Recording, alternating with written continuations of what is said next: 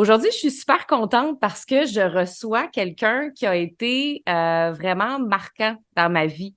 Je parle encore de cet homme-là souvent parce que j'ai trouvé que ça a été un leader qui a aujourd'hui un impact euh, pour moi dans mon entreprise comme leader.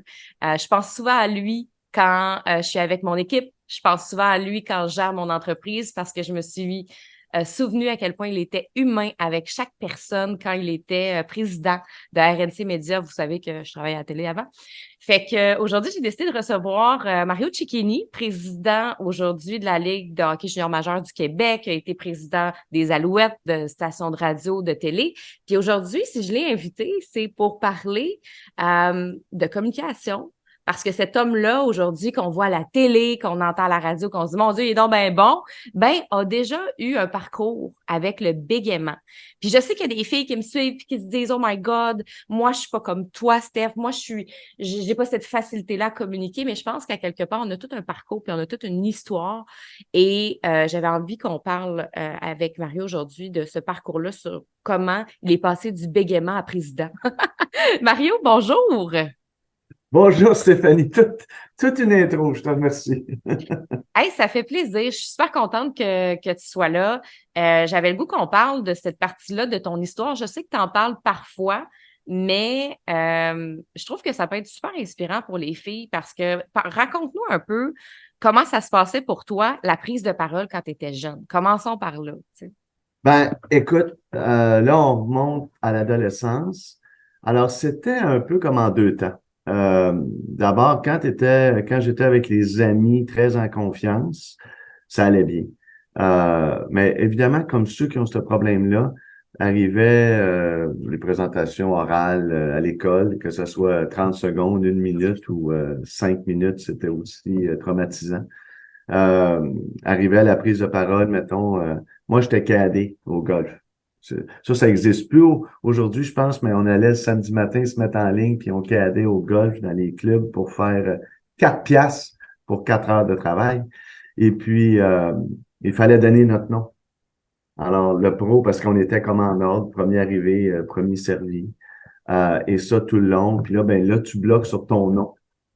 Tu sais, tu bégayes, tu dis mam, sur ton nom. Alors, les gens font des blagues, souvent, ils vont faire des blagues. Alors, ça a été, c'était toujours, écoute, une certaine anxiété, évidemment, puis que dans mon temps, on ne qualifiait pas. Alors, on pouvait pas mettre le doigt dessus. Tu sais, il n'y avait pas la sensibilité qu'il y a aujourd'hui. Euh, alors ça, c'est des périodes qui sont plus difficiles. Les gens autour de toi, après ça, des fois, font faire des blagues. Euh, que toi, tu sais qu'ils font des blagues, mais qui font mal quand même. Quand tu as 13, 14, 15, 16, 17 ans, tu leur en veux pas, mais en même temps, tu aimerais ça leur expliquer, mais t'es pas capable. Parce que si tu veux, tu sais, quand tu pars dans une tirade, ben là, tu peux t'enfarger encore, là. Tu peux bégayer encore. Puis là, tu as l'impression, toi, dans ta tête, que tout devient hyper gros, puis que tu es jugé constamment. Dans le fond, euh, j'ai dit à un moment donné, à la place il faut dire aux gens, ce que j'aime le plus dire aux gens, c'est écouter le propos, écoutez pas le bégaiement. Euh, Puis quand tu es jeune, tu penses que tout le monde entend que le bégaiement, puis que ton propos, par conséquent, il est pas écouté parce que tu t'enfarges, puis là, les gens, ben, rient un peu, ou se retiennent de pas rire, ou malheureusement, pire, complète ta phrase. Tu sais, c'est comme abouti, là. Tu sais, abouti, complète ta phrase à chaque bout.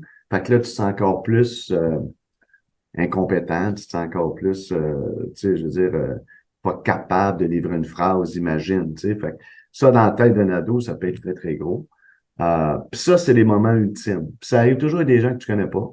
Euh, à 80% du temps, comme j'expliquais. Les amis, des fois, viennent pas s'en rendre compte à un moment donné. Euh, Fait que c'était ça l'adolescence un peu, tu sais, c'était... fait que tu t'exprimes d'une autre façon. Tu sais, moi, t'exprimes dans du sport, t'exprimes par l'écriture, tu t'exprimes de d'autres façons. Puis qu'est-ce qui te faisait le plus peur, tu sais, quand tu arrivais pour t'exprimer? Parce que j'imagine, des fois, ça se passait quand même bien, puis des fois moins bien. Tu disais que ça dépend avec qui tu étais, mais qu'est-ce qui te faisait le plus peur vraiment, là? Tu le sais-tu aujourd'hui? Oui, ben, je pense que c'était le ridicule. C'était quand tu es à bâtir ton estime de soi à cet âge-là, euh, tu sais, je veux dire, il y a plein de choses que tu t'empêches de faire parce que tu n'as pas envie. Tu te dis pourquoi cet obstacle-là s'ajoute.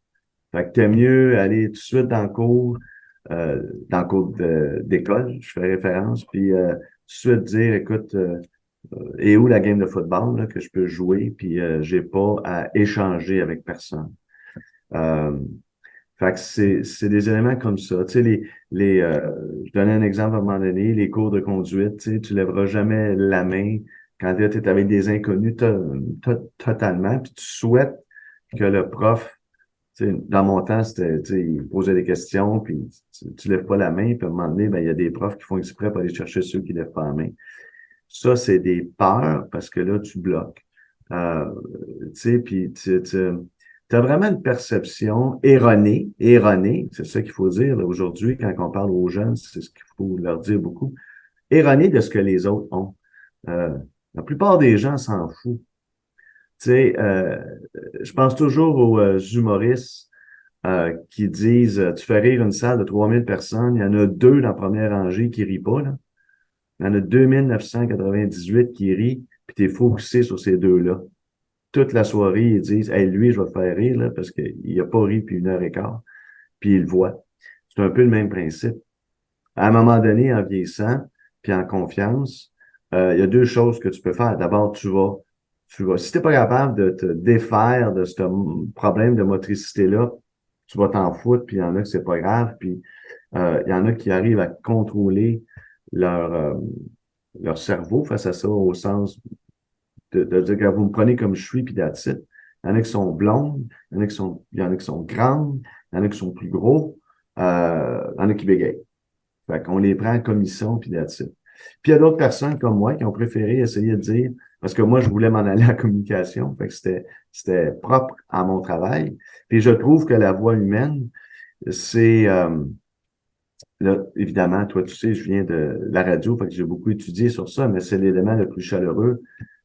J'ai toujours dit un film, le son, en fait, un film d'horreur, lorsque tu mets ça en mute, ça devient une comédie. Ben oui. C'est la musique, c'est le ton, c'est les voix qui font que tu as peur. Donc, qui créent cette émotion-là. Pour moi, une voix crée beaucoup plus d'émotion qu'une image. Alors, pour moi, c'était très important, sachant dans la vie ce que je voulais faire. Fait que j'ai décidé de prendre des moyens pour éliminer le plus possible ce côté-là. Mais des fois, ça revient avec la nervosité, des fois, ça revient face à une situation inconnue. Alors ça, t'es jamais à l'abri de ça. Mais aujourd'hui, ça m'atteint plus. Mais ça m'a pris, tantôt tu faisais référence en parler en public, là. Ça a commencé avec un article dans la presse. C'est mes deux filles qui m'ont poussé à le faire. Ça m'a pris 10 jours à dire oui aux journalistes. Ça m'a pris essentiellement 40 ans à en parler publiquement. Puis pourquoi tu voulais pas en parler au début? C'est comme si, OK, c'est vaincu, c'est réglé, le monde n'en parle plus, on met ça derrière. Tu sais, tu veux pas y revenir, puis tu réalises pas l'impact. Moi, écoute, ça traîne, je te dirais, ceux qui m'ont connu après, mettons, 20, 21, 22 ans, ont été surpris de cet article-là. Tu sais, ils l'ont pas, ils pouvaient remarquer des fois que j'hésitais, là, mais à la rigueur, ils trouvaient ça cute. Tu sais, c'était comme un trait de caractère. Ils associaient pas ça au big M. Mais ça a été long parce que ça a été, en fait, ça, je l'avais dit dans l'article aussi, mais c'était, en fait, ce qu'on va appeler le fond du baril. Puis en même temps, Stéphanie, je vais être clair, là, moi, tu sais, je suis pas une victime, là, j'ai pas, dans la vie, il y a pire que ça, là. Je veux juste relativiser tout ça. Puis c'est ça que j'invite les gens à se dire aussi, là. Dans la vie, il y a vraiment pire que ça. Euh, mais j'étais au cégep. Euh, Première année, j'étais à Jonquière en ATM, cours qui existe encore, je pense. Puis ça s'appelle un cours de lecture dirigée. Fait qu'on est pas, vingtaine. Fait que là, chacun lit une phrase. Tu sais, puis ça fait une certaine émotion. C'était comme le cours de lecteur de nouvelles, là, puis d'animateur radio, tout ça. Puis évidemment, là, je suis au cégep depuis une semaine. Ma fête est au mois d'août. Fait que j'ai comme 17 ans. On est peut-être le 28 août. Je suis dans les plus jeunes. Euh, ben, fait que là, à un moment donné, ça arrive à toi. Fait que évidemment, je dis ça, je connais personne là-bas. Fait que ça fait comme une semaine, je suis dans ma chambre, puis un peu gêné. Parce que quand tu bégayes, t'abordes pas de filles, tu vas pas rencontrer des gangs, tu te sens toujours un peu inerte. Puis, fait que je bloque. Puis, tu sais, on lisait notre livre, puis je lève la tête, puis tout le monde rit, là. Tu sais, tout le monde rit. Puis là, toi, ils rient de moi. Tu sais, parce que moi, eux autres savent pas. En rétrospective, j'en veux pas à personne. Eux autres savent pas. Le prof sait pas. Euh, Puis là, tu es dans un cours de lecture, tous des gens, puis tu connais le média, Stéphanie, tu sais, des gens plutôt confiants, un peu Mhm. coquis, ils veulent montrer. Alors, tu sais, alors notre milieu, ça fait que déjà à 17, 18, 19, cette personnalité-là est là, tu sais. Euh, c'est là que j'ai décidé de dire, OK, that's it. Ça me définira pas. Fait que c'est là que je suis allé à l'hôpital de Chicoutimi. Juste une rencontre, pris les cours, le crayon, l'articulation, forcer beaucoup le coup, puis prendre ton temps. Alors, je portais toujours des cols roulés pour pas que les gens voient ça, ce que je sais. Puis, Mm. ben, pas toujours, mais souvent. Et Là, t'en puis, portes plus, c'est bon, ça. plus, non, c'est bon. Mais c'est parce qu'en fait, ça me dérange plus, c'est ça, tu sais. Je C'est ça. pense que ça me fait plus, t'as comme un autre, t'as trouvé une estime de toi au fond, puis t'as réussi à placer ça dans une case où ça vient moins te chercher, où ça vient moins te déranger. Alors, mais ça a été, c'est pas le fun, et je comprends les jeunes, les gens aujourd'hui. J'ai parlé à une classe à un moment donné. Euh, c'est drôle parce que c'est vraiment, je vais faire un drôle de parallèle, mais aujourd'hui, on parle de beaucoup de maladies mentales. Puis, il y en a que c'est un problème de motricité, mais il y en a beaucoup que c'est vraiment dans ta tête, là, où tu t'as trébuché jeune, puis là, ça reste là. Puis là, tu te convaincs, tu sais, le maudit cerveau, là. Là, tu Ah te oui. convaincs que tu peux pas. Puis à un moment donné, c'est comme si tu décides. Tu sais, quand on a un problème, ouais, avec le voisin t'achète ou t'aimes pas telle affaire ou ton auto. Puis à un moment donné, tu décides, ça me dérange plus. Puis là, t'es bien. Mais c'est un peu un processus qui peut ressembler à ça. Il faut vraiment l'effort de se dire, euh, regarde, ça va être comme ça. Puis là, soudainement, puis tu peux faire des exercices quand même, là. Puis, à un moment donné, ça va partir parce que tu y penseras plus. Tu y vas moins penser. Tu vas l'aborder d'une autre façon. Je parle Mais peut-être trop, il me semble que je te donne des longues réponses. non, non, mais c'est correct. Mais en fait, tu sais, on parle beaucoup de ça justement avec les filles qui m'écoutent du Ouais, cerveau, tu sais. Puis quand on focus sur quelque chose, ben c'est normal que ça s'amplifie, tu sais. Fait que c'est sûr que toi, si tu bégayes, ben là, tu as l'impression que ça va être de pire en pire parce que tu mets tout ton focus, ton énergie là-dessus. Puis tu sais, moi, je me souviens d'un moment vraiment marquant que je parle des fois à mes clientes où est-ce que j'étais sur un stage. Il y avait comme vraiment beaucoup de personnes. Moi, j'animais, puis j'étais habituée d'animer. Fait que, tu sais, j'étais même pas stressée du tout. Ça allait bien. J'animais, j'étais sur le stage et j'animais une conversation. Puis à un moment donné, quand je posais des questions au public, le public était supposé me répondre, mais personne me répondait, tu sais. Puis là, ben, je me sentais pas bien parce que là, d'habitude, quand tu animes quelque chose puis que tu poses une question au public, les gens répondent, mais là, il n'y a pas personne. Tout le monde me regardait, tu sais. Et là, je pose une deuxième question, tout le monde me regarde. Puis c'est comme ça pendant un bout de temps, puis je me sens le malaise, tu sais, comme s'amplifie. Et à un moment donné, je me mets à bégayer, comme un petit peu. ouais, Puis là, moi, je sors du stage, puis dans ce temps-là, je travaillais à Gaspé, tu sais, puis je dis à mon chum, c'est fini, les médias, l'animation, c'est terminé, tu sais. Puis là, tu te tapes dessus parce que c'est toi la pas bonne, tu sais. Et je suis pas sortie pendant, je pense, un mois, là, tu sais, parce qu'on habitait dans un petit village. Je suis pas sortie pendant un mois parce que je m'imaginais avec la honte du village, là, tu sais, que tout le monde avait vu ça parce que c'était petit là-bas. Puis à un moment donné, je recroise quelqu'un, puis je me sens tellement pas bien, puis je finis par lui dire, puis lui avouer, là, tu sais, comme, écoute, je me suis tellement pas sentie bien de bégayer devant tout le monde, puis il me dit, de quoi tu parles, tu sais? c'est ça. Et là, tu réalises que ton bégaiement de 2 secondes sur toute la performance, tu sais, que tu as livrée, c'était rien pour les autres, mais pour toi, c'était gros, tu sais. Fait on amplifie beaucoup aussi nos malaises, puis on se fait un scénario, tu sais, dans notre tête, puis après, c'est de pire en pire. Puis dans le fond, c'est nous qui est le pire juge, je trouve, avec nous-mêmes dans ces affaires-là. Un peu comme toi, à un moment donné, tu bégayes, tu bégayes, tu bégayes. C'est de pire en pire, puis tu as l'impression que tout le monde te voit, tout le monde te regarde, tout le monde rit de toi, mais ça dure quoi, 3 secondes? Alors que toi, ça dure longtemps dans ta tête, tu sais. Fait Tu as que, tellement raison. C'est un peu ce qu'on parlait un petit peu plus tôt. Les gens passent à autre chose, puis toi, tu restes là. Les gens sont pas méchants. Il peut y en avoir là, des gens méchants, on s'entend, surtout dans une cour d'école, mais là, quand tu es rendu adulte, moi, je fais des entrevues souvent, puis des fois, tu sais, quand tu fais des entrevues, tu es le porte-parole de ta compagnie. Fait que moi, je demande toujours du feedback aux gens comme sévère. Parce que je me rappelle, moi, j'étais fier de mon président. Quand j'étais jeune, il s'appelait Claude Baudouin. C'était un orateur extraordinaire. J'ai eu des Philippe de Gaspé-Beaubien, des Pierre Belland, des présidents qui étaient là en 84 quand je suis arrivé en radio. C'était 3 orateurs. Écoute, excellent. Tu sais, je les comparais à Kennedy, à Trudeau. Tu sais, je parle pas nécessairement pour les idées, là. Je fais pas de politique amateur, mais pour le talent oratoire. ouais. Je parle de Pierre Elliott, là, juste pour être clair, pas nécessairement de Justin. Euh, C'était impressionnant. Puis l'émotion qu'il dégageait, ça venait de chercher. Fait que moi, c'est devenu très inspirant. Euh, puis, fait que quand je me réécoute ou je demande à mes gens de m'écouter, de dire, OK, le message a-tu passé, c'était-tu correct? J'ai toujours ça en arrière un peu. Tu sais, je veux qu'ils soient contents de la performance qu'on a livrée. Puis en même temps, je leur dis, trouvez-vous que j'ai trop bégayé, là? J'ai-tu bégayé dans cette entrevue-là? Moi, je veux gager si j'étais fatigué, puis si ça a dérangé le propos. Qu'est-ce que tu veux dire si tu bégayé? Moi, je le sais que j'ai hésité là, 4-5 fois. Là. Dans ma tête à moi, Mm. là, j'ai hésité beaucoup, puis c'est amplifié. Et comme tu dis, ils me disent, ben non, tu les vois chercher, là, voyons, qu'est-ce qu'il veut dire bégayer? Ben non, tu sais.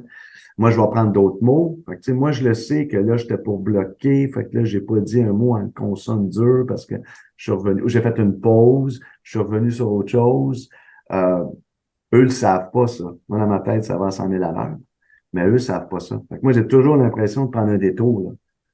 Tu sais, mon Waze, là, il est pas direct, là. Il est pas de A à B, là, tu sais. Mais les gens ne le perçoivent pas. Fait que tant mieux, tu sais. Ça, c'est des belles victoires, ça. Tu dis, OK, on a réussi comme à briller encore. Parce que ça t'habite tout le temps. Fait qu'il faut que tu apprennes à vivre avec, tu sais. Ouais. Tu as encore ces moments-là où tu te dis que ça pourrait réarriver, mais est-ce que tu vis de l'anxiété quand tu arrives pour communiquer? Est-ce que tu sens encore le cœur qui débat ou est-ce que ton Ça va arriver. corps, ouais, ça t'arrive? Ça va arriver dans un contexte, je sais pas, mettons, je suis devant, mettons, la commission parlementaire, exemple. Alors, j'ai fait une commission parlementaire au mois de mars, dans un contexte qui est pas le fun, pour la Ligue de hockey junior majeur du Québec, mais moi, je n'étais pas rentré encore. Je n'étais pas là encore. Fait que c'était même moins, moins engageant pour moi, parce que ce qui était reproché à la Ligue, j'étais pas là, j'étais pas partie prenante. Fait que, il voulait juste savoir ce qui se faisait pour le futur. Mais ça peut être un cadre intimidant. C'est un cadre politique. Donc, tu sais que n'importe quoi que tu vas dire va être repris. Euh, Malheureusement, puis ça me gêne pas de dire ça, n'importe qui va le prendre dans un autre contexte. Tu as toujours crainte que ça soit sorti complètement de son contexte, puis de lire. Et là, quand tu dis, mettons, là, la gang avec qui tu t'en vas travailler, c'est un peu une première impression. Il pourrait ne pas être fier, ça peut être traité de façon très, très différente.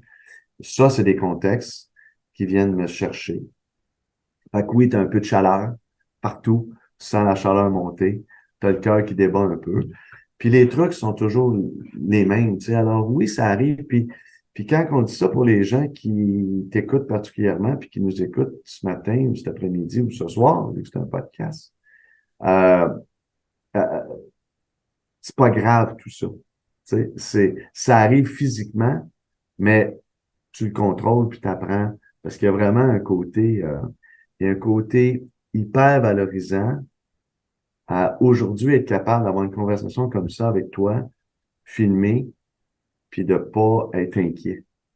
Tu sais, d'avoir contrôlé, vaincu, battu, prenons le mot qu'on veut, là, d'avoir appris à, à vivre ou à travailler ou à communiquer de cette façon-là. Alors, c'est juste différent. Ça t'empêche pas tu sais, puis tu trouves les façons, chacun va trouver ses propres trucs, mais tu sais, euh, tout le contrôle du débit, tu sais, il y a quelqu'un qui m'a déjà dit, si tu penses dans un speech que tu parles lentement, parle encore plus lentement. Tu parles jamais trop lentement. Prends ton temps, prends le temps de respirer. Les gens t'écoutent encore plus même, tu vas voir les bénéfices à ça. Les gens sont, tu sais, on dit suspendus aux lèvres de Mhm. l'orateur, là. Ils attendent la prochaine phrase. Pour toi, ça peut paraître 15 secondes, mais pour eux autres, c'est 1 seconde et demie. Puis vas-y lentement. Fait que juste ça, c'est comme un élément où les personnes qui ont à penser à ça, contrôler ça, c'est la première affaire à faire. Énerve-toi pas. Puis évidemment, tu l'as dit, tu sais, quand tu parles tantôt, les gens qui t'écoutaient en Gaspésie, c'est important de se rappeler que tous ceux qui sont dans la salle, la grande majorité n'ont pas le courage d'être en avant. Toi, tu es en avant. Tu sais, fait qu'ils ont une certaine admiration où ils te regardent en disant, Colin, ça donne l'ombre facile. Tu sais, tout a l'air à couler. Ouais. Alors qu'ils ne savent pas le travail qui est derrière. Mais ça aussi, c'est très valorisant à un moment donné. Tu sais, tu réalises ça, tu dis, OK, c'est vrai. Il y en a qui ont des talents dans d'autres choses. Toi, ça donne un talent que tu as pour ça. On va l'exploiter à fond. Tu sais. Les gens ont finalement ont de l'admiration pour ça. C'est drôle parce qu'aussi, des fois, quand on avance, moi, quand j'étais un petit peu plus jeune, on dirait que je me disais que j'avais peur de rien. Puis comme, et on dirait que plus ça avançait, plus je réalisais l'importance, tu sais, d'avoir certaines personnes en entrevue ou d'aller sur certains stages. Puis le pire, c'est que ça m'a juste aidé à être encore meilleure et non le contraire. Parce que justement, récemment, j'étais sur un stage que j'espérais, pour les filles qui me connaissent, je vais le dire parce qu'ils vont savoir c'est quoi, c'était le stage de l'Académie Zéro Limite. Puis j'étais sur ce stage-là que je souhaitais aller, là, 5 ans, à peu près 6 ans, tu sais. Puis là, j'étais là, quelques mois. Puis je me disais, je suis contente d'être là aujourd'hui et de ne pas avoir été là 6 ans avant. Tu sais. Parce que là, je suis prête à être là. Tu sais. Puis il y avait beaucoup de monde. Fait que moi, j'avais quand même le cœur qui palpitait. Ça m'arrive encore. Moi, quand je fais des conférences devant 600, 800 personnes, 1000 personnes, j'ai le cœur qui palpite. Mais par contre, mon corps, des fois, il se sent pas bien. On dirait qu'il veut lâcher, mais ma tête, elle sait que ça va bien aller. Fait que c'est comme spécial comme feeling parce que mon corps, c'est comme s'il était un peu encore sur un ancien traumatisme du passé de j'ai déjà bloqué, j'ai déjà bégayé, mais ma tête, elle sait que ça va bien aller. Puis c'est tout le temps ce qui se passe, moi. À chaque fois que avant le stage, là, 2 minutes avant, il n'y a pas personne qui peut me parler. Il faut vraiment que je sois dans ma bulle. C'est comme si je suis pas là, tu sais, comme parlez-moi pas. Tu sais, j'ai comme besoin de ma concentration. Puis aussitôt que j'arrive, mon stress se transforme en excitation totale. Puis là, je deviens hyper performante, tu sais. Mais ça n'empêche pas que des fois, les gens sont surpris que je leur dise que ça me stresse encore. C'est pas que ça me stresse, mais en même temps, c'est humain, tu sais. Je veux dire, à un moment donné, je me dis, si toutes tes prises de parole, tu es à l'aise à 100% puis que tu vis jamais aucun stress, peut-être que c'est un problème. Ben, en fait, ce que tu exprimes, c'est un peu du trac. Ouais, Puis c'est ça. les grands acteurs, les grandes actrices Oui. ont le trac jusqu'à 75 ans. Tu sais, Ah, moi, j'ai encore ça, là, pour des stages, là, je fais ah, encore ça. absolument. Puis on dit souvent que en vieillissant, tu dis des fois, tu vas en avoir peut-être même plus, qui amène des fois une meilleure préparation parce que tu prends conscience. Tu sais, on dit Mhm. le courage, c'est quand tu es conscient du danger que tu vas faire face, puis tu y vas quand même. Quelque chose comme ça, là. Peut-être que je Ouais, ouais, j'aime paraphrase. ça, j'aime Euh, ça. mais quand tu es inconscient du danger, c'est pas du courage, parce que tu ne sais pas qu'il y a un danger. Alors que quand tu le sais, puis quand même tu fonces, là, tu dis, OK, il y a une notion de courage là-dedans. Mais c'est un peu la même chose. Il y a une espèce de laisser-aller quand tu es sur scène à un moment donné, où tu dis, là, ben là, j'ai plus le choix. Là, je suis engagé pour 10 minutes, une demi-heure, 15 minutes. Il faut y aller, il faut foncer. Puis effectivement, ton espèce d'adrénaline euh, apprend le dessus. Puis tu fonces, puis tu t'oublies. Moi, là, tu sais, on a tous vécu euh, des moments où tu dis, à soir, ça va mal aller. Combien de fois que j'ai dit à ma blonde, là, je le sens pas un matin, là, je le sens pas, ça va mal aller, soit une présentation au board, au CA, ou soit n'importe quoi. La semaine passée, j'avais une conférence de presse à Moncton pour annoncer le repêchage l'année prochaine. Je débarque là, il y a un ministre des Finances, la maire de la ville, je connais pas les équipes encore, je suis en train de les découvrir. Il y a 80 personnes, puis ils viennent voir la nouvelle bébête, là, parce que la personne avant moi était là depuis 37 ans dans le poste, là, tu sais. Alors, puis j'étais un peu, puis l'avion est arrivé en retard, mes bagages sont arrivés en retard, je me suis couché à 1 heure du matin, heure de Moncton, c'était là, tu sais, fait que j'ai perdu 1 heure là, de sommeil, puis j'ai dit, ah non, ça, c'est toute la recette pour le désastre. Puis je pense que c'est ma meilleure depuis que je suis arrivé avec la Ligue de hockey Ouais. junior du Québec, tu sais. Il y a quelque chose qui s'est passé ce matin-là que let it go, man, puis just say it, tu sais. Je parle en anglais parce que c'était en anglais à ce moment-là. Puis comme tu dis, 2 minutes avant, ben c'est là, je reviens, c'est là que tu décides. Hey, relax, là. Tu t'en vas annoncer quelque chose de le fun. Euh, il y a pas de question piège là. Ça va bien aller. Go. Puis ça a bien été. Tu sais, fait que oui, il y a une grosse notion, je reviens à ça beaucoup, moi, de décider. Je sais pas comment le dire autrement, je cherche, mais de décider que ça va bien aller. Parce que les gens me répondent souvent, ben oui, mais décider, je veux. Non, il y a peut-être un petit quelque chose que tu n'as pas décidé que ça irait bien. Tu t'es pas convaincu toi-même. Tu n'as pas pris là, ancrage là-dedans en disant ça va aller. Puis, by the way, si je trébuche un peu, c'est pas grave. Reprends-toi. Fais-en une joke toi-même. Trouve-toi ton propre truc. Il y en a beaucoup qui font une farce d'eux autres mêmes. Là, le monde ça leur permet de respirer pendant 4 secondes, puis ils repartent doucement. Trouve ton truc à toi qui va fonctionner pour te permettre quand ça va arriver. Tu sais. Mais tu parles de décider, mais je pense que ça vient aussi avec la pratique, puis Ouais. euh, plusieurs succès aussi. Tu sais, je pense qu'on a besoin d'avoir certains succès pour ensuite le décider avec, tu sais, une espèce de... Moi, je le sais que j'ai eu tellement de succès en communication que je suis capable de me remettre dans ces positions-là, dans ces identités-là.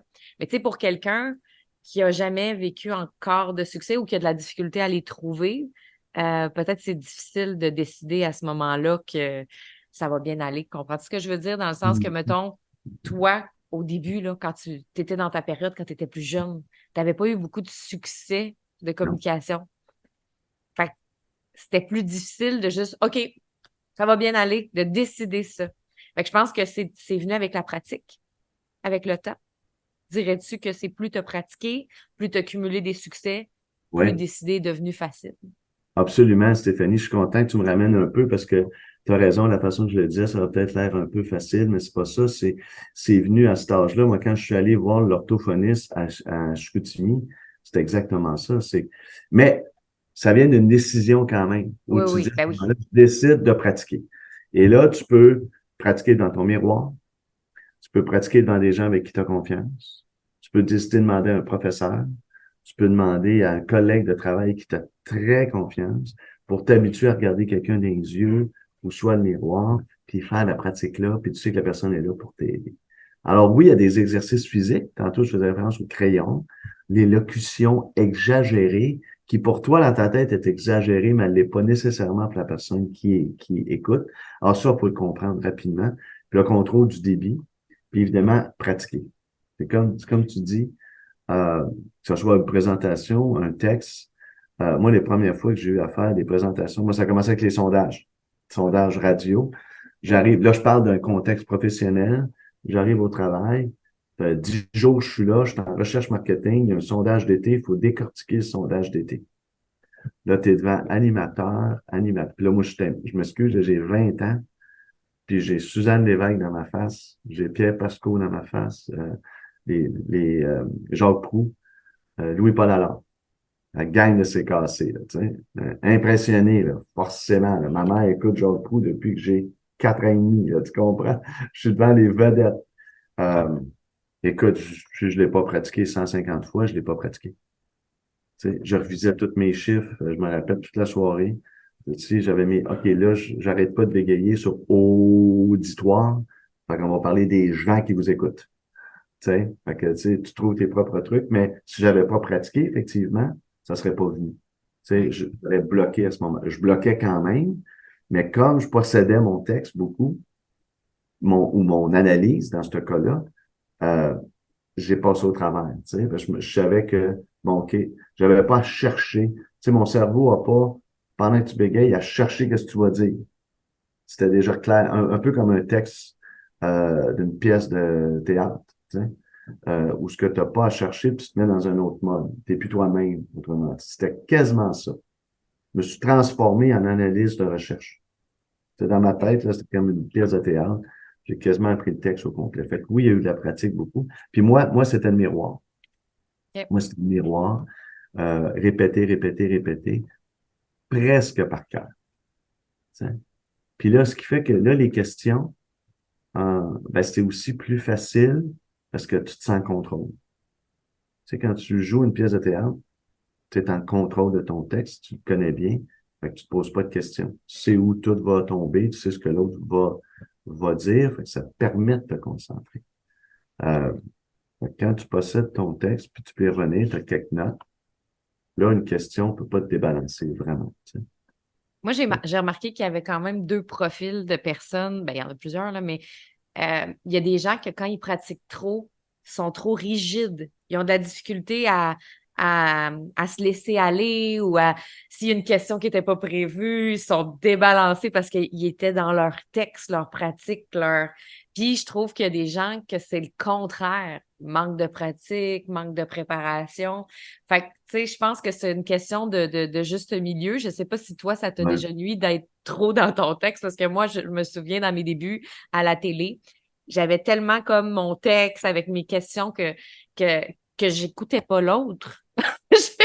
J'étais Ouais. juste en train de penser à c'est quoi déjà la prochaine question? OK, parfait. Puis c'est ce que j'ai réalisé au début que j'écoutais pas, jusqu'à ce qu'à un moment donné, je vive un moment marquant qui a comme tout changé le reste de ma carrière. Ça, c'était quand que j'ai fait une entrevue avec Véronique Dicker, puis j'ai reçu un téléphone le matin, genre Véronique Dicker arrive dans 15 minutes. Là, tu sais. T'apprends-tu? Ben là, c'est sûr qu'on prend Véronique Dicker. Elle revient de Vegas, tu sais, puis on peut la voir à la télé pour le 18h. C'est sûr qu'on la prend. Fait. Mais là, moi, je suis chez moi. Tu sais. Fait que là, il faut que je me rende. Mais là, j'ai pas le temps de préparer l'entrevue. Tu sais, j'ai pas beaucoup de temps. Fait que, et moi, je suis habituée hein, d'être très, très, très préparée. Fait que pour moi, ça vient me challenger. Et c'est là que j'ai décidé, on peut réutiliser ta phrase, c'est là que j'ai décidé, hey, ça va bien se passer, je vais l'écouter, on va vivre un moment ensemble, on va avoir du plaisir. J'ai juste regardé un petit peu rapidement qu'est-ce qu'elle avait fait, comme dans la dernière semaine, j'ai commencé avec ça. J'ai écouté ce qu'elle me disait, j'ai rebondi sur des questions, puis elle me regardait à la fin, puis elle me dit, c'est une des meilleures entrevues que j'ai eues. Mm. Et là, ça m'a fait réaliser que j'avais pas besoin d'être autant préparée que je pensais. Puis ça veut pas dire que j'ai arrêté de me préparer. J'ai Non. juste essayé de faire un amalgame entre les deux pour laisser de l'espace à la conversation, puis que ce soit pas toujours OK, il faut que je parle de ça, puis ça, puis ça, puis ça, tu sais. Puis que dans ce temps-là, je trouve que des fois, tu focuses trop sur ta performance, puis pas assez sur l'être humain en avant de toi, tu sais. Ah, mais t'as dit les deux mots-clés, au fond, c'est conversation et écoute. T'as rentré dans une conversation avec une chum où tu t'es mis dans cette, même si c'est quelqu'un que tu connaissais pas nécessairement, mais tu t'es mis dans cette beat-là où je découvre quelqu'un, que quand ton ami te présente une amie, tu dis, bon, qu'est-ce que tu fais? As-tu des enfants dans la vie? Puis là, ta conversation part, puis tu es à l'écoute complet. C'est beaucoup plus facile, tu sais. Mais, euh, mais tu as raison. Je pense qu'il y a une notion d'équilibre, c'est sûr. Mais ça va être le trait de personnalité aussi. Je pense que Mhm. la pratique, moi, je dirais jamais aux gens, euh, euh, parce que si c'est un élément que tu veux contrôler, parce qu'encore une fois, j'ai dit, il y en a, j'ai vu des gens, moi, faire des speeches, ils bégayent. Euh, Quand j'ai commencé, le président du super écran, c'était un homme qui bégayait, que j'avais entendu parler. Euh, puis, mais lui, ça le dérangeait pas.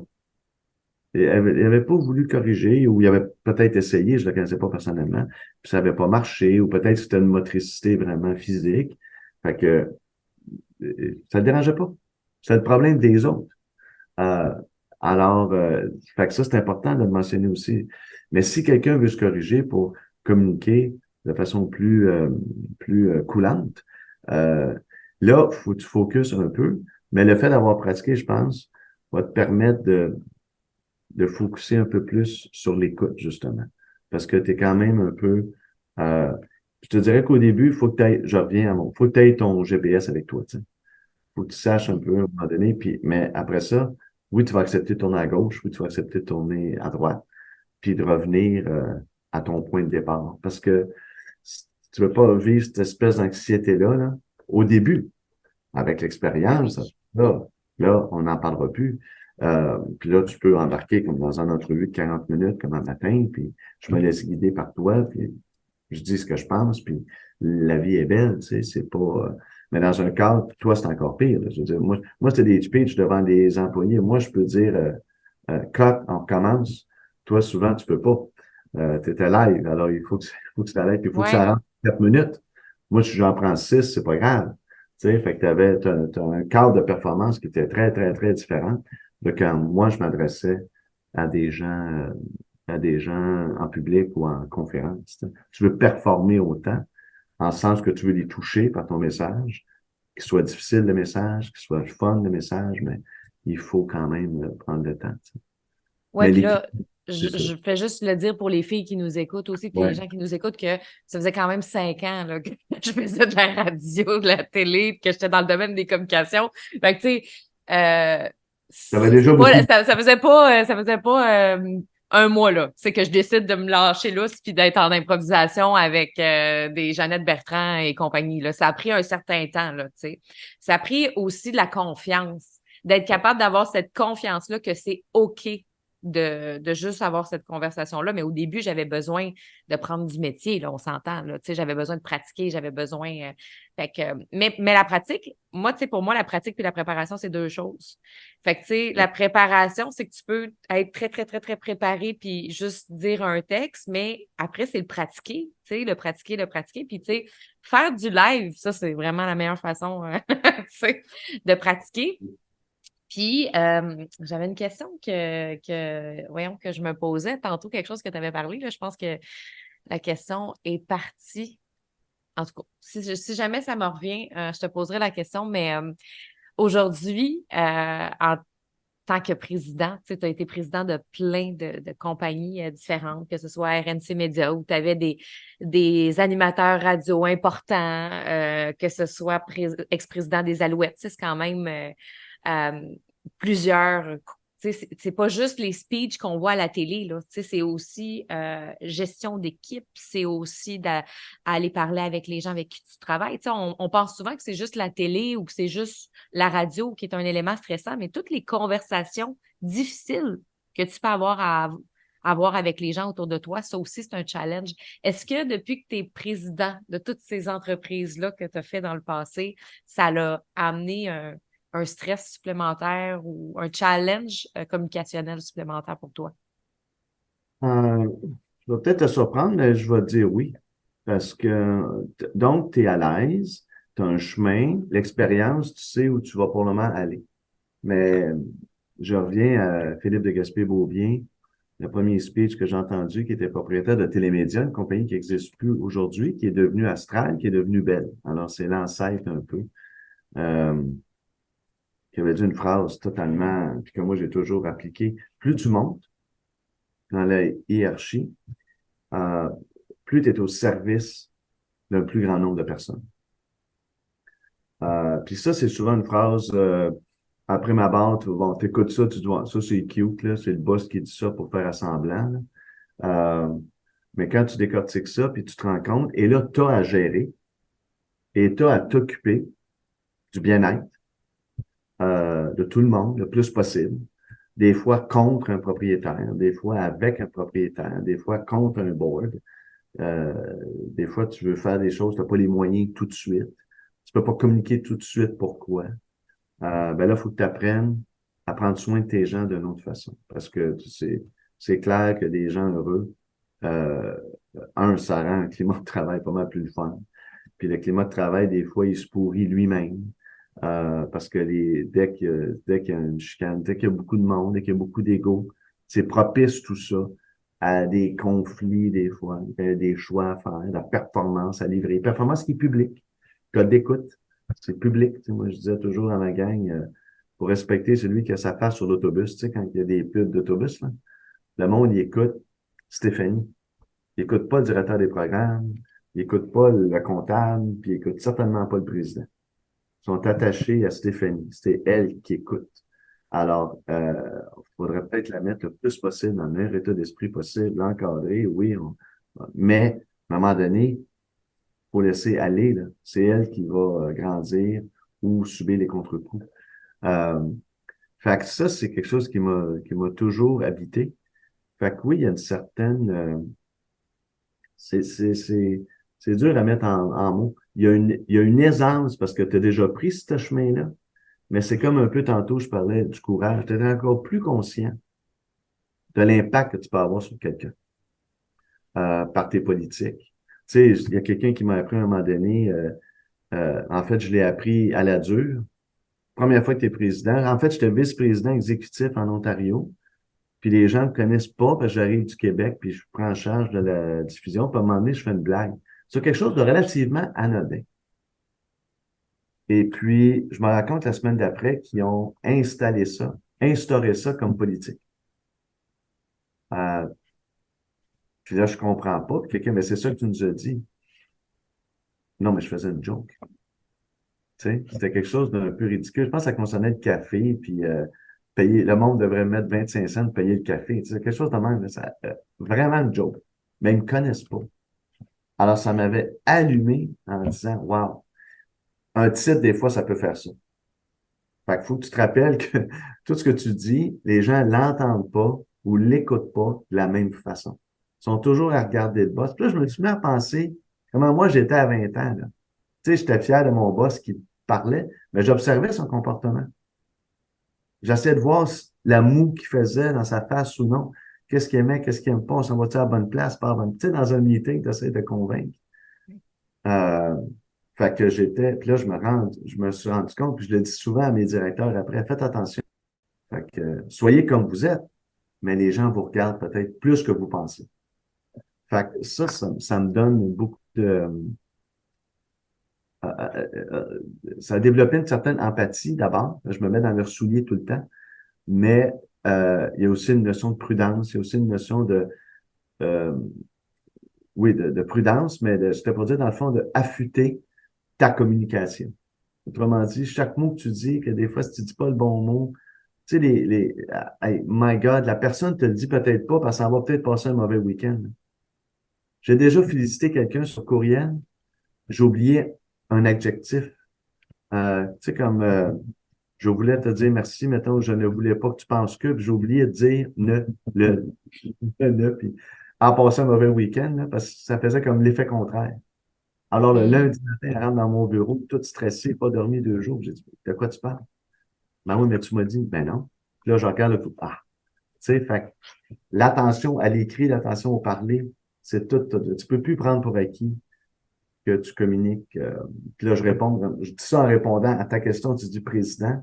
Moi, ce que ça m'a amené, c'est beaucoup, beaucoup de prudence euh, dans les, dans toute la communication, dans les choix de mots, puis tout ça, puis de faire bien attention, de préserver l'état d'esprit positif le plus possible, déjà dans un contexte qui est tough, des employés, des artisans, des collègues, puis des partenaires. Tu sais.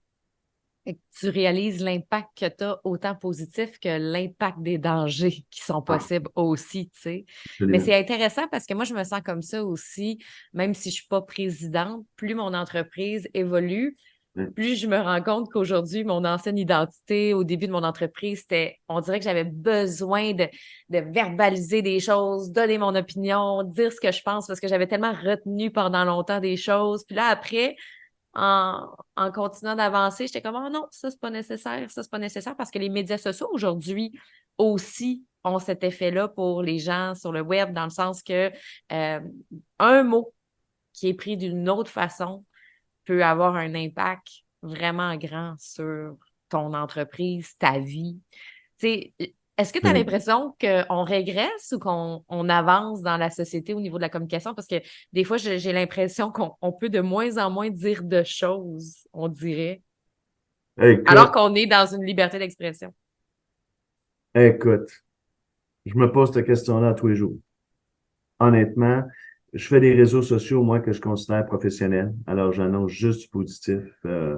Ça va être Facebook, Twitter, féliciter, bravo, souligner. Euh, j'ai de la misère beaucoup à répondre à cette question-là. La question que je disais à mes enfants, si je retourne en 87, mettons que j'exclus Internet. Fait que mettons qu'on retourne en 2008, 2004, je sais pas quand Facebook, hein, puis Twitter. Sachant ce qu'on sait aujourd'hui, est-ce qu'on irait là?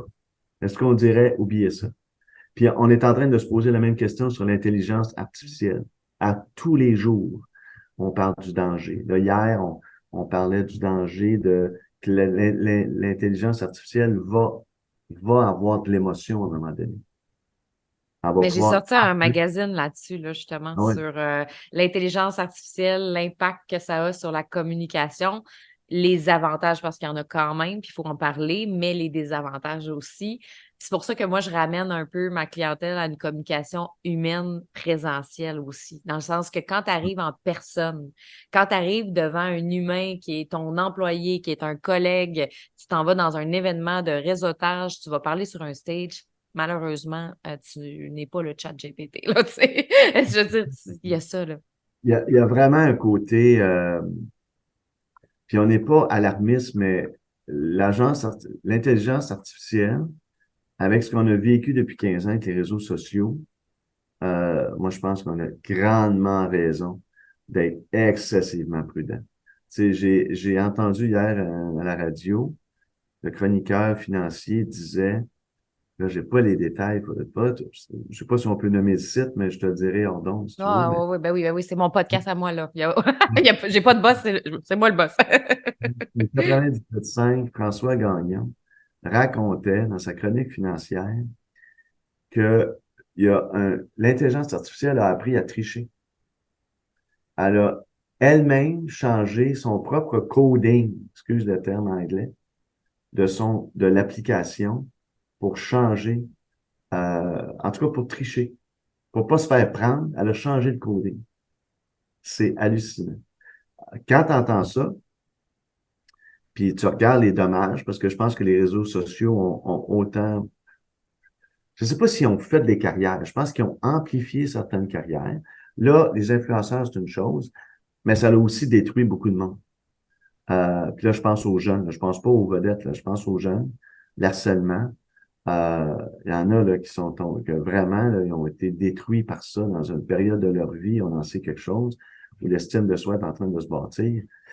C'est assez hallucinant là, de voir toutes les histoires qui tournent autour de ça. Puis je suis allé faire une conférence sur l'intimidation, justement par rapport au bégaiement, euh, au printemps passé dans une école proche de Sherbrooke. Puis après, j'ai eu dans une petite école, 125. J'ai eu peut-être 8 témoignages qui sont venus me voir à part. Les élèves un petit peu plus vieux de sixième année. Euh, sixième année, tu sais, quand je dis plus vieux, mais ils ont 11 ans, 12 ans. Ça n'a aucun sens. Ils se faisaient harceler, ils se faisaient achaler, ils se faisaient, tu sais.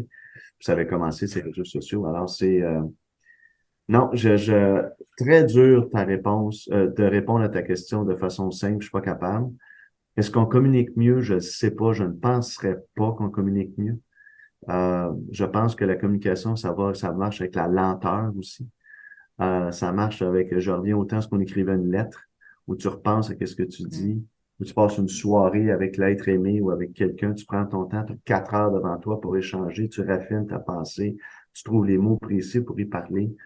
Là, on est tombé dans l'univers de la clip, dans l'univers rapide, dans le 40 mots ou 40 caractères. Je ne pense pas qu'on communique mieux. Est-ce qu'on communique plus? Sûrement. Est-ce qu'on communique bien?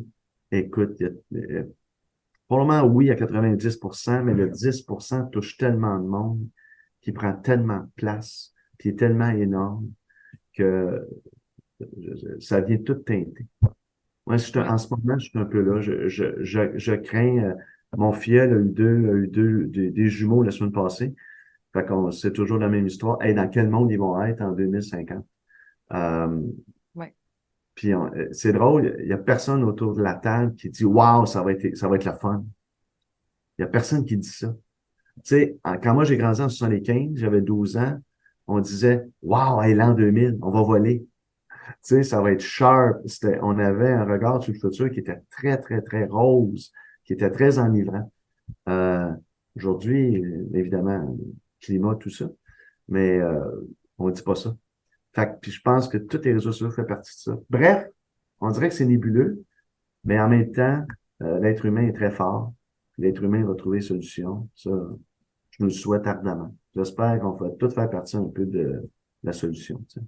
Ben, en fait, moi, c'est tout ça qui m'a amené à ramener les femmes à la pratique de la communication. C'est ce qu'on fait, moi, dans ma nouvelle formation. On pratique des conversations difficiles, on pratique des. Tu sais, on est vraiment dans la pratique pure et non dans juste regarder des vidéos où on prend le temps. Puis c'est une immersion de communication. Puis ça, ce qui me donnait envie de faire ça, c'est exactement tout ce qui se passe présentement. Tu sais, de Ouais. revenir à l'essentiel, à la base, des fois, on a besoin de ça. Je sais que tu dois quitter dans un instant, puis j'ai le goût qu'on finisse quand même sur une note positive. Je veux pas que Vas-y. les. Fait que, qu'est-ce que tu souhaites pour la communication, justement, dans les prochaines années, ou, tu sais, pour les femmes qui nous écoutent, puis qui ont peut-être de la difficulté à s'exprimer présentement, puis qu'ils veulent avoir de l'espoir dans tout ça, parce que là, justement, des fois, ce monde-là technologique peut faire peur, puis nous donner envie d'arrêter d'avoir de l'espoir là-dedans, mais qu'est-ce que tu souhaites pour. Non, mais d'abord, tu as raison de me ramener à l'ordre un peu. Je vais ramener sur ma dernière phrase. Moi, je fais confiance à l'être humain surtout. Puis là, je vais te faire plaisir peut-être, mais je fais confiance à l'être humaine. Parce que moi, je siège sur la féminisation du leadership. Tu connais peut-être cette organisation-là. Je t'invite à aller voir ça sur, euh, sur LinkedIn, entre autres. J'ai euh, j'ai écrit en 96 avec une collègue pour Télémédia alors que j'étais en recherche marketing, un document qui s'appelait Le pouvoir des femmes, en disant que le 21e siècle serait le siècle des femmes. Puis déjà, les stats à ce moment-là démontraient la, il était beaucoup plus présente à l'école, exemple. Et là, il y avait eu cette révolution-là de travail que moi, j'ai vécu jusqu'à un certain point, parce que quand la femme est arrivée massivement sur le marché du travail, fin 70, début des années 80, ça a tout changé les habitudes. Et aujourd'hui, 40 ans après, 50 ans après, je pense que c'est tout pour le mieux. Fait que, ce que j'ai envie de te dire, c'est, ou de dire aux femmes, au fond, c'est les femmes ont un pouvoir d'intuition, ont un pouvoir de regard sur la tribu, une sensibilité beaucoup plus large. Les dirigeants, c'est pour ça que, puis c'est pas juste les femmes qui ont ça, je vais être clair, mais il y a un côté plus naturel de dire on va s'assurer que tout le monde est bien. Puis là-dedans, moi, je me rappelle, j'avais la rencontre que j'avais eue, c'était avec Elisabeth Deschaines qui disait qui avait une petite entreprise, un peu comme la tienne, puis qui disait pourquoi qu'on ne travaille pas sur des fonds de pension? Je vais réunir tous ceux qui ont des petites entreprises. Puis on va travailler sur un fonds de pension pour s'aider nous autres mêmes, même si c'est des compétiteurs. C'était frappant comme bien-être de la communauté. Tu sais. Alors, les atouts naturels, je pense, sont à cultiver, sont à reconnaître. Aujourd'hui, il n'y a pas à être effacé. Euh, je pense que moi, je suis un ardent, des fois, défenseur souvent de dire la femme, puis là, je recule, là, tu vas me trouver, mais tu vas voir le point que je veux faire, là, je recule 50 ans pour mieux avancer. Quand la femme disait à l'époque, on va être égal avec les hommes, je disais, c'est assez facile de faire ça. La femme devrait viser. L'homme n'est pas toujours très, très intelligent. L'homme masculin, pas l'homme avec un grand H, parce qu'il est trop dans la compétition.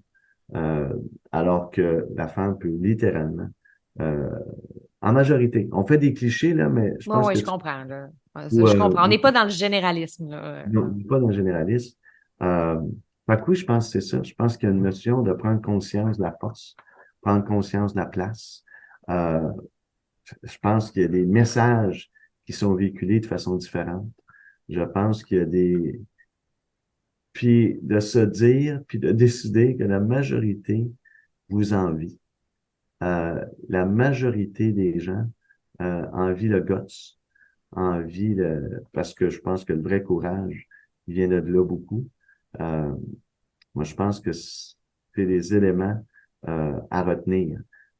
Après ça, au niveau de la communication pratico-pratique, ça, tantôt, on en a parlé, mais je pense que de bien articuler un message quand tu as quelque chose à dire, c'est de focuser sur la résultante, puis l'influence ou l'impact que ça va avoir sur un packaging. Puis moi, si ça m'a pris 40 ans à parler du bégaiement, je le regrette abondamment aujourd'hui. Parce que même le journaliste de la presse, que la première fois que j'en ai parlé, il dit que j'avais jamais eu autant de réactions que ça. Puis moi, j'ai reçu à peu près 1000 messages. Twitter, Facebook, tout là, texto, email, ça a monté jusqu'à 1000 de témoignages. Puis il y a encore des gens avec qui je suis en contact pour aider leurs kids ou tout ça. Alors, euh, l'impact est énorme. Tu sais, puis aujourd'hui, je peux juste être déçu de ne pas l'avoir fait il y a 30 ans. Euh, mais c'était mon chemin à moi qu'il fallait que je fasse. Euh, alors c'est ça. Écoute, c'est drôle, j'ai envie de te parler pendant 4 heures. Je parle Oui, trop. ben oui, ben non, ben c'est correct, c'est parce que moi, je vois l'heure, je sais que tu es occupé, là, fait que, mais écoute. Ben, merci beaucoup, puis je trouve ça intéressant, puis tu sais, à quelque part, c'est sûr qu'il y a un côté vulnérable que les femmes ont, on n'a pas nécessairement peur de parler de ce qui va moins bien, puis que dans le fond, on a un peu peur quand même, mais c'est pas vrai qu'on n'a pas peur. On a peur, mais on prend le courage de le faire, puis ça a un impact sur plein d'autres mondes, tu sais. Fait Je que pense c'est que, ça qui est je pense beau. que, écoute, puis je pense que le mot courage dans ce cas-là, tu as raison. Puis il faut le montrer. Il faut le dire. Puis dites-vous que les SMAT, là, les réseaux sociaux, là, ils vous envient. Tu sais, ils vous envient. Puis les personnes qui disent rien, ils vous écoutent en tabarouette et ils apprennent. C'est ça qu'il faut focuser sur le message ultime, je pense. Donc, on focus sur un message d'impact, puis c'est ça qui peut faire une différence. Hey, merci, Mario Cecchini, merci beaucoup d'avoir été avec nous. Hey, Hey, bye, bonne journée. Salut.